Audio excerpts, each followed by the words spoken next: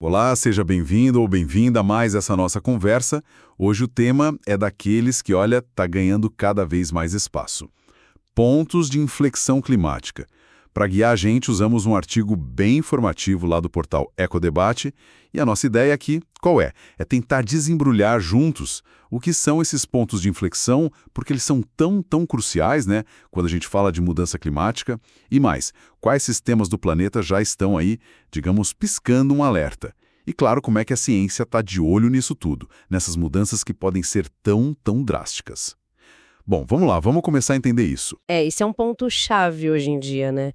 A ideia principal que o artigo aborda bem é que o aquecimento global, ele não é só uma escadinha, sabe? Não é só subir a temperatura devagar e os efeitos irem aparecendo aos poucos. O sistema da Terra é super complexo, cheio de conexões.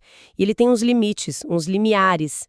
Se a gente passa desses limites, aí sim, o sistema pode mudar muito rápido e, olha o ponto crucial, muitas vezes de forma irreversível. Não tem botão de desfazer, entende? Entendi. E o artigo fala da definição do IPCC, né? O painel intergovernamental sobre mudanças climáticas, que é a grande referência. Como é que eles definem esse limiar crítico exatamente? Olha, o IPCC define esses pontos, os tipping points, como um limiar crítico mesmo. Um ponto onde uma pequena coisinha a mais, uma perturbação extra, pode empurrar o sistema para uma mudança qualitativa, abrupta e, como eu disse, potencialmente irreversível. A palavra-chave é essa, irreversibilidade. Pensa assim, mesmo que a gente consiga reverter a causa original, tipo diminuir o CO2 na atmosfera, pode ser que o sistema não volte mais ao que era antes. Ele, virou a chave para um jeito novo de funcionar. Virou a chave. E o mecanismo por trás disso que é fascinante e um pouco assustador, né? Muitas vezes envolve o que a gente chama de ciclos de reforço. São feedbacks que se autoalimentam. O artigo até dá um exemplo para a gente visualizar. Imagina uma floresta tropical. Com o calor aumentando, chuva mudando, ela começa a ficar mais seca. Certo. Essa secura inicial pode levar mais secura ainda. Talvez porque as plantas transpiram diferente, talvez porque o risco de incêndio aumenta, e incêndio libera mais carbono, mexe no clima local, enfim, uma coisa puxa a outra. Então a floresta meio que se ajuda a secar mais rápido. Exato, é isso. E esse ciclo pode levar a uma transformação total, tipo uma floresta úmida, cheia de vida, virando uma savana, que é um ecossistema bem diferente, né? Menos biodiversidade, armazena bem menos carbono, e o ponto crítico é, mesmo que a temperatura global depois caia um pouquinho, fique abaixo daquele nível que começou a bagunça toda, a floresta pode não voltar a ser o que era. O sistema achou um novo equilíbrio, só que um equilíbrio bem diferente e quase sempre pior para a gente e para o planeta, né? É como se uma porta batesse atrás dele. Sensação de algo definitivo, né? Preocupante. E o artigo até fala que as consequências podem demorar para aparecer por completo. Mesmo que a gente cruze um ponto desses agora, o tranco final, o novo normal do sistema, pode levar séculos, até milênios para se firmar. Exatamente. A gente está falando de tempo geológico aqui, não é prazo de projeto, né? E tem mais uma camada de complicação que o artigo também pega bem. O efeito dominó. Ah, sim. Passar um ponto de inflexão num lugar pode aumentar a chance de outros pontos serem ativados em outros lugares. Eles não estão isolados, sabe? Tá tudo conectado. É aí que a coisa fica complexa de verdade, né? O artigo do Ecodebate dá um exemplo ótimo dessa rede. Começa lá no Ártico, que está esquentando muito rápido, né? Quase 4 vezes mais que o resto do planeta. Isso. Esse superaquecimento lá em cima acelera o derretimento do gelo da Groenlândia. Correto. E essa água toda, doce e fria, que derrete da Groenlândia e vai para o Atlântico Norte, ela pode atrapalhar uma das grandes esteiras rolantes de calor do planeta, a circulação meridional de revolvimento do Atlântico, a famosa AMOC. Entendi. E essa AMOC não é só um problema lá do Atlântico Norte, né? Ela influencia o clima no mundo todo. O artigo conecta uma AMOC mais fraca com mudanças nas chuvas, inclusive nas monções aqui na América do Sul. Pois é. E aí o dominó continua caindo. Mudanças nas monções podem trazer secas mais fortes e frequentes para a Amazônia. Caramba! E uma Amazônia mais seca ou que pega mais fogo não só perde biodiversidade, ela também absorve menos gás carbônico da atmosfera e pode até começar a liberar carbono, ou seja, ela mesma passa a esquentar mais o planeta. Nossa! Um ciclo vicioso que começou lá no gelo do Ártico e termina afetando a nossa floresta aqui. É uma reação em cadeia mesmo, bem complexa. É quase... dá uma vertigem pensar nisso. Como o gelo derretendo lá longe pode, no fim das contas, piorar a situação da Amazônia. Mostra como tá tudo amarrado, né? Exatamente. O artigo usa um termo interessante, cascata inflexiva. É isso aí. Os impactos de vários pontos de inflexão juntos, interagindo, podem ser bem piores do que só somar os efeitos de cada um. Um amplifica o outro. Isso pode, no limite, fazer com que grandes partes do planeta fiquem muito menos capazes de sustentar os ecossistemas e as sociedades humanas do jeito que a gente conhece.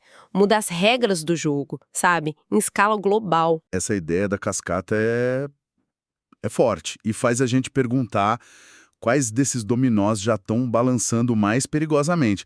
O artigo diz que a nossa percepção de risco mudou, né? Antigamente, sei lá, começo dos anos 2000, achavam que esses pontos só seriam um problema com um aquecimento muito maior, tipo 4 graus Celsius a mais. Mas o artigo cita pesquisas novas como o Global Tipping Points Report, dizendo que o perigo está mais perto, certo? Quais são as preocupações mais urgentes? Sim, a ciência avançou muito nisso. E, infelizmente, a gente descobriu que alguns desses sistemas são mais sensíveis do que se imaginava. O Global Tipping Points Report, que é um documento super importante citado no artigo, ele identifica 5 grandes sistemas que já estão em risco agora. Com o nível atual de aquecimento, que já está aí batendo 1,2 graus Celsius, talvez 1,5 graus Celsius acima do pré-industrial, dependendo de como se mede, esses 5 são: primeiro, o manto de gelo da Groenlândia, que a gente já falou. Segundo, o manto de gelo da Antártica Ocidental, outra fonte gigante de possível aumento do nível do mar. Terceiro, grandes áreas de permafrost, aquele solo que devia ficar congelado o ano todo lá no Ártico, Sibéria, montanhas altas, e que guarda uma quantidade absurda de carbono. Quarto, os recifes de coral de águas quentes, ecossistemas incríveis, super biodiversos, mas muito, muito sensíveis ao calor e à acidificação dos oceanos. E quinto, um pedaço-chave daquela circulação oceânica, a AMOC, a circulação de águas profundas numa área específica do Atlântico Norte, ali entre o Mar de Labrador e o giro subpolar. Caramba, 5 sistemas gigantescos já nessa zona de risco, com o aquecimento que a gente já causou. E o artigo ainda lembra que as projeções atuais, mesmo com os compromissos do Acordo de Paris, colocam a gente numa rota de esquentar talvez 2,5 graus até 2,9 graus neste século. Isso parece colocar não só esses 5, mas talvez outros sistemas numa situação ainda pior, né? A urgência parece que aumenta muito com essa informação. Aumenta e muito. O risco de cruzar vários desses limites, mesmo se a gente conseguir segurar o aquecimento um pouco acima de 1,5 graus Celsius, que é a meta mais difícil do Acordo de Paris, já é considerado real e, assim, muito preocupante pela ciência. Esses pontos de inflexão estão espalhados por todo o sistema Terra, no gelo, a criosfera, na atmosfera e nos oceanos que carregam calor e água, e na biosfera, os seres vivos, como florestas e corais. Fica claro que o problema é sistêmico. Isso levanta perguntas muito sérias sobre a velocidade e o tamanho da ação climática que a gente precisa ter. A janela para evitar esses pontos pode ser bem menor do que a gente pensava alguns anos atrás. E diante dessa complexidade toda, dessa urgência, desses riscos que parecem até coisa de filme, mas é ciência pura, como é que a gente sabe se está chegando perto demais desses pontos? Como a gente monitora coisas tão enormes e muitas vezes tão longe como as calotas polares ou as correntes no fundo do mar?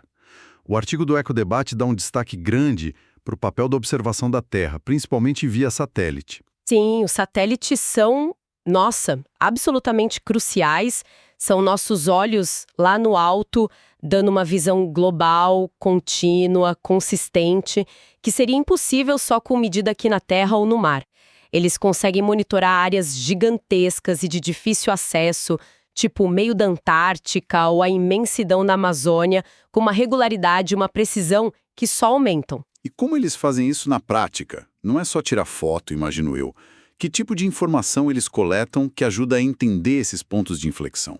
É muito mais que foto. O artigo cita vários exemplos que mostram a variedade de tecnologias. Pensa assim, a gente tem diferentes tipos de sensores olhando para a Terra. Alguns satélites funcionam como balanças super precisas. Eles medem variações mínimas na gravidade da Terra, como o gelo tem massa, né? Quando uma calota perde gelo, a gravidade ele muda um tiquinho e esses satélites pegam essa diferença. Aí dá para calcular quanta massa de gelo foi perdida. Que incrível! Pesar as calotas polares do espaço. Exatamente. Outros satélites usam radar. O radar consegue ver através das nuvens e mede a altura da superfície do gelo com precisão de centímetros. Se a gente compara mapas de altura ao longo do tempo, vê onde o gelo está afinando. Alguns radares medem até a velocidade com que o gelo escorre para o mar. Aí a gente identifica geleiras que estão acelerando, que é um sinal de instabilidade. Satélites como o Cryosat da ESA ou os da família Copernicus Sentinel da União Europeia fazem isso. Entendi. E para os sistemas vivos, tipo a Amazônia ou os corais? Aí entram outros sensores. Temos os satélites ópticos, que são como câmeras muito sofisticadas, que tiram fotos em diferentes cores, digamos assim, diferentes comprimentos de onda. Isso ajuda a ver mudança na vegetação, desmatamento, claro, mas também a saúde da floresta. Se ela está mais verdinha ou mais marrom, indicando estresse por falta de água, por exemplo. O Sentinel-2 é um que faz isso. E tem missões futuras, como a FLEX, que vão medir até a fluorescência da planta, que diz direto se ela está fazendo fotossíntese direito, ou seja, se está saudável. Para os oceanos, a gente monitora a temperatura da superfície, a altura do mar, que mostra as correntes, a salinidade, até a cor da água, que indica se tem muito fitoplâncton, a base da vida marinha. Tudo isso ajuda a entender a dinâmica de correntes como a AMOC e a saúde dos corais, por exemplo. O branqueamento dos corais pelo calor pode ser visto do espaço. Então, é um exército de tecnologias trabalhando junto para fazer um check-up do planeta, basicamente. Justamente, essa coleta de dados enorme e variada é essencial por várias razões. Primeiro, para detectar mudança cedo. A gente vê tendências, acelerações, que podem ser sinais de alerta de que um sistema está chegando perto de um ponto de inflexão. Segundo, esses dados alimentam e validam os modelos de clima que a gente usa para prever o futuro e entender esses processos todos. Terceiro, essa informação é vital para a gente planejar como diminuir as emissões e como se adaptar aos impactos que já não dá mais para evitar. Ela transforma conceitos que às vezes parecem meio abstratos, tipo instabilidade do manto de gelo, em dados que a gente pode medir, em tendências que a gente pode ver, em riscos que a gente pode tentar quantificar. Certo. Então, tentando amarrar tudo isso que a gente conversou, com base no artigo, qual seria a mensagem principal? O sistema do clima da Terra não é um termostato simples, que a gente mexe na temperatura e ele responde de forma linear, reversível. Ele tem esses interruptores escondidos, esses pontos de inflexão. Se o aquecimento for suficiente para apertar um desses botões, o sistema pode mudar de um jeito drástico, duradouro e, o ponto crucial, sem volta fácil ao que era antes. Exato. E essas mudanças podem se espalhar, né? Como um dominó caindo mesmo, afetando outras partes do planeta de jeitos que a gente nem sempre espera. E o alerta mais forte que fica é que, pela ciência mais nova que o artigo mostra, 5 desses grandes sistemas, Groenlândia, Antártica Ocidental, Permafrost, corais de água quente e parte da circulação do Atlântico, já estão na zona de risco com o aquecimento que a gente tem hoje. A boa notícia, se é que dá para chamar assim, é que a gente tem tecnologia, principalmente os satélites, para ficar de olho nesses sistemas e entender melhor o que está rolando. Entender essa dinâmica dos pontos de inflexão parece fundamental para a gente ter a real dimensão do desafio e da urgência de agir, né? Sem dúvida. Resumindo, então, nossa análise de hoje, que partiu do artigo lá do Ecodebate, a gente explorou o que são os pontos de inflexão climática, vimos que são esses limites críticos no sistema da Terra e passar por eles pode levar a mudanças gigantescas e muitas vezes irreversíveis. Identificamos que sistemas-chave como as calotas polares, o permafrost, os corais, partes da circulação do oceano, já são considerados em risco agora, no nível atual de aquecimento. Entendemos também essa possibilidade preocupante de efeitos em cascata, né? Um ponto de inflexão puxando o outro.